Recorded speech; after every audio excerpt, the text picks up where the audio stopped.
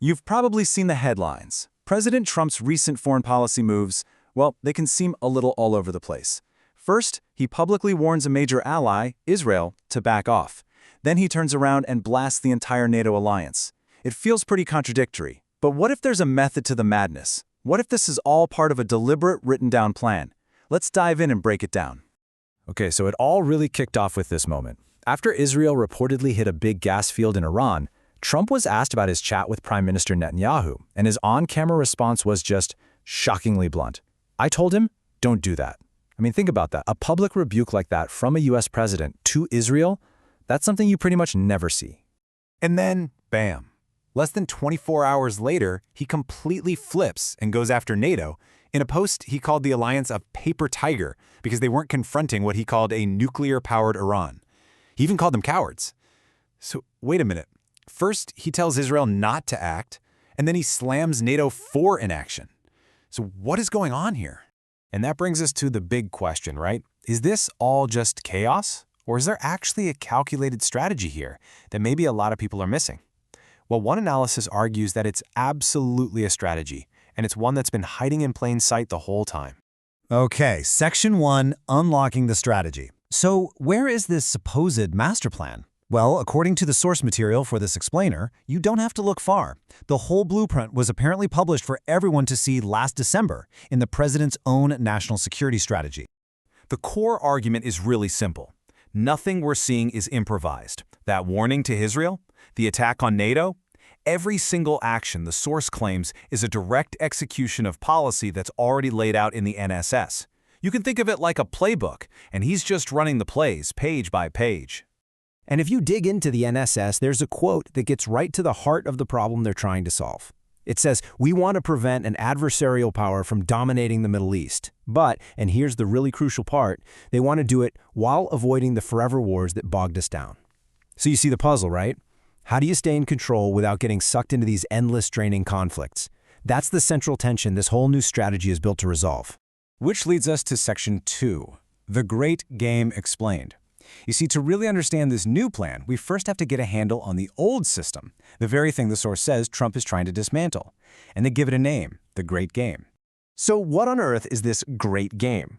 Well, the source defines it as this long-running strategy designed to keep the Middle East in constant conflict. And why would anyone want that?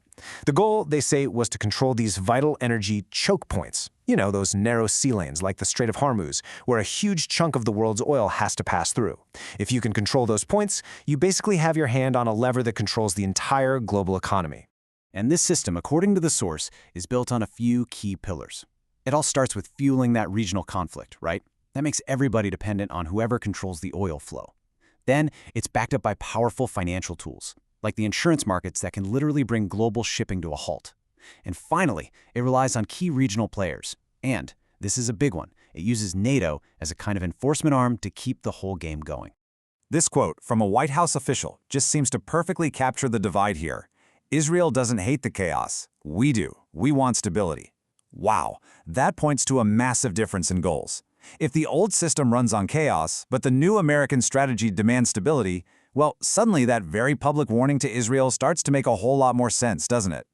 Okay, that brings us to Section 3, America's energy pivot. So if the whole goal is to break this cycle of chaos, what's the actual solution? Well, the new system is built on a huge shift in American policy, and it's all centered on one thing: energy. The solution laid out in the national security strategy is beautifully simple, really.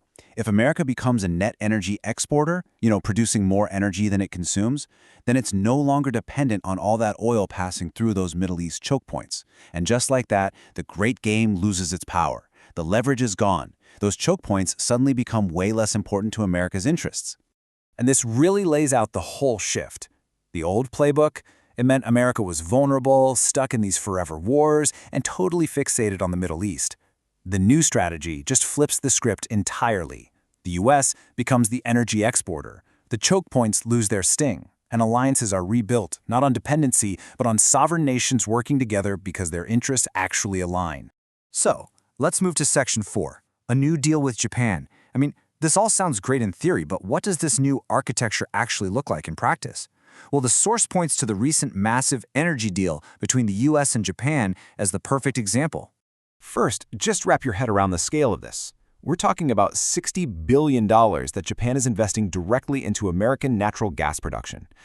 Now, this isn't foreign aid, it's a strategic investment. Japan gets a secure source of energy, and America gets jobs and a reliable customer.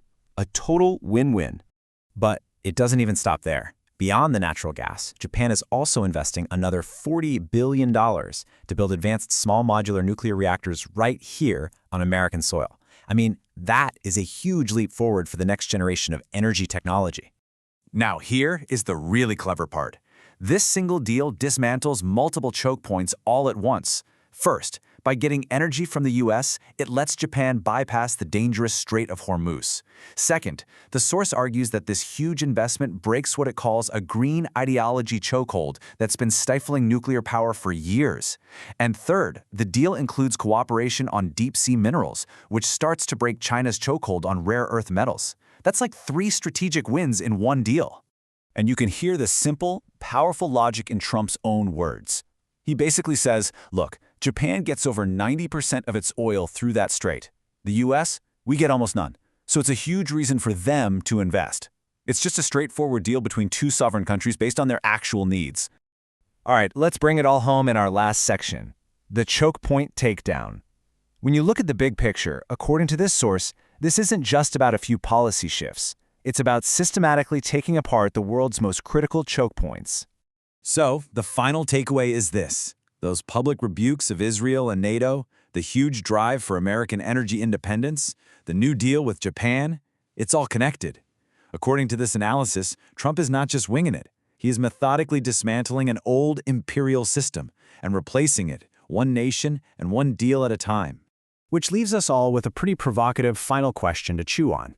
If this analysis is correct, if a system of control based on manufactured chaos and energy choke points is being deliberately torn down and replaced by one based on national sovereignty and energy abundance, are we actually witnessing the end of the great game itself?